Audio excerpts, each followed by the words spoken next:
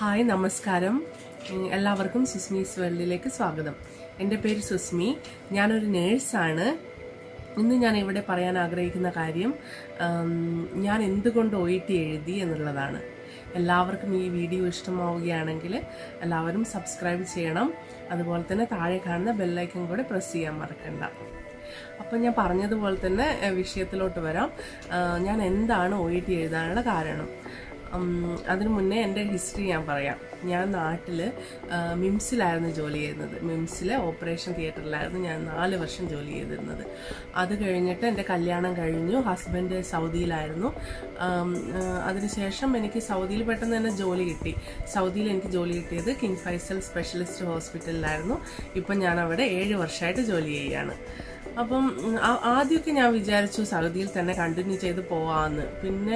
പിന്നെ എനിക്ക് മനസ്സിലായി എന്തായാലും OET ഒന്ന് ട്രൈ ചെയ്യാമെന്ന്. പിന്നെ ഒരു കാര്യം എന്ന് വെച്ചാൽ നമുക്ക് യൂറോപ്പിലൊക്കെ പോയി കഴിയുമ്പോൾ നമുക്ക് ഫാമിലി ആയിട്ട് സെറ്റിലാവാം, നമുക്ക് കുട്ടികളെ അവിടെ പഠിപ്പിക്കാം, പിന്നെ ഹസ്ബൻഡിനും ജോലി കിട്ടും.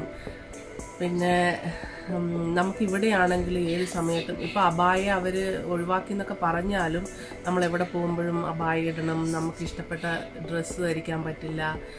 ഇപ്പോൾ കുട്ടികൾക്കാണെങ്കിൽ ലെവി വന്നു. അപ്പം എല്ലാം കൊണ്ടും ഒരു ബുദ്ധിമുട്ടുള്ളതായിട്ട് എനിക്ക് തോന്നി. അതുകൊണ്ടാണ് ഞാൻ 7 വർഷം ഇവിടെ നിന്നിട്ടും കൂടെ ഞാൻ OET എഴുതണം, പാസ്സാവണം എന്ന് തീരുമാനിച്ച് അതിന് വേണ്ടിയിട്ട് നന്നായിട്ട് പ്രയത്നിച്ചിട്ടാണ് എനിക്ക് OET കിട്ടിയത്. ഇനി ഞാൻ എൻ്റെ OETയുടെ കാര്യങ്ങൾ പറയാം. ആക്ച്വലി ഞാൻ OET പഠിക്കണമെന്ന് തീരുമാനിച്ചത് 2019 നവംബറിലായിരുന്നു. അങ്ങനെ 2019 നവംബറിൽ ഞാൻ പഠിക്കണമെന്ന് തീരുമാനിച്ചു. OETനെ കുറിച്ച് യൂട്യൂബിലൊക്കെ സെർച്ച് ചെയ്തു. ഞാനൊരു ഇൻസ്റ്റിറ്റ്യൂഷനിലൊക്കെ ചേർന്ന് കഴിഞ്ഞ് ഞാൻ മാർച്ചിലോട്ട് ഡേറ്റ് എടുത്തു. ഒരു മാസത്തെ കോഴ്സൊക്കെ അറ്റൻഡ് ചെയ്തു. ഞാൻ മാർച്ച് 2020 ഡേറ്റ് എടുത്തു. അപ്പോഴാണ് നമ്മുടെ കൊറോണ വന്നിട്ട് 2020 മാർച്ചിലെ ഡേറ്റ് മാറി എനിക്ക് പിന്നെ 2020 നവംബറിലാണ് എനിക്ക് ഡേറ്റ് കിട്ടുന്നത്.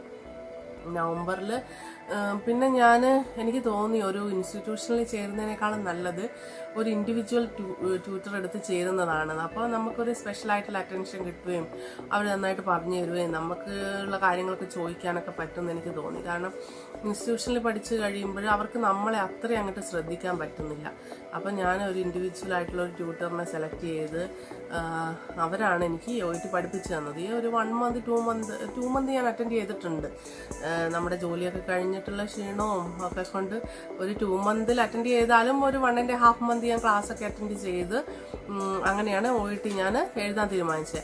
പക്ഷെ ആ ക്ലാസ് അറ്റൻഡ് ചെയ്തുകൊണ്ട് മാത്രം പോരാ. ഞാൻ എന്നും ഏർലി മോർണിംഗ് 6 o'clock എനിക്ക് ഡ്യൂട്ടിക്ക് പോകേണ്ട കാര്യങ്ങളൊക്കെ റെഡി ആവണം. അപ്പം ഞാനൊരു 4 AM എഴുന്നേറ്റ് എല്ലാ ദിവസവും രാവിലെ ഒരു ലിസണിങ്ങും ഒരു റീഡിങ്ങും ചെയ്യുമായിരുന്നു.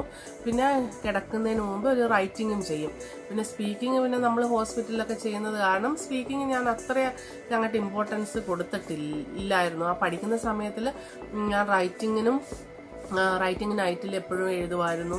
പിന്നെ ലിസണിങ്ങും റീഡിങ്ങും ഞാൻ നന്നായിട്ട് ഇമ്പോർട്ടൻസ് കൊടുത്ത് രാവിലെ ഒരു ലിസണിങ്ങും ഒരു റീഡിങ്ങും മാൻഡേറ്ററി ആയിട്ട് ചെയ്ത് എല്ലാ ദിവസവും ഒരു 2 മന്ത്സ് എക്സാമിൻ്റെ തലേന്ന് വരെ ഞാൻ അങ്ങനെ ചെയ്ത് ഹാർഡ് വർക്ക് ചെയ്തിട്ടാണ് എനിക്ക് OET കിട്ടി. അങ്ങനെ ഞാൻ നവംബർ 21 OET എഴുതി റിസൾട്ട് അറിയുന്നത് വരെ ഒരുപാട് ടെൻഷൻ ഉണ്ടായിരുന്നു.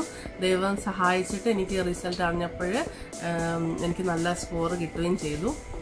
അങ്ങനെ ഞാൻ OET പാസ്സായി കഴിഞ്ഞ് ഇപ്പോഴും എൻ്റെ പ്രോസസ്സിങ്ങിലാണ്. ഞാൻ അയർലൻഡാണ് ചൂസ് ചെയ്തത്. അപ്പം ഇപ്പം എൻ്റെ രജിസ്ട്രേഷൻ നടന്നുകൊണ്ടിരിക്കുകയാണ്. അപ്പം എൻ്റെ ഒരു ഉപദേശം എന്താണെന്ന് ചോദിച്ചാൽ നിങ്ങൾ GCC ആവട്ടെ കേരളയിലാവട്ടെ എവിടെയാണെങ്കിലും ഹാർഡ് വർക്ക് ചെയ്താൽ കിട്ടാവുന്നത് മാത്രമാണ് ഈ OET. അപ്പം നന്നായിട്ട് പഠിച്ച് എല്ലാവരും യൂറോപ്പിലോട്ട് ട്രൈ ചെയ്യണം എന്നാണ് എൻ്റെ ഒരു ആഗ്രഹം. അപ്പം നിങ്ങൾക്ക് ഈ വീഡിയോ ഇഷ്ടമായെങ്കിൽ ലൈക്ക് ചെയ്യണം, ഷെയർ ചെയ്യണം, സബ്സ്ക്രൈബ് ചെയ്യണം. ഇനിയൊരു വീഡിയോ ആയിട്ട് കാണുന്നത് വരെ ഗുഡ് ബൈ.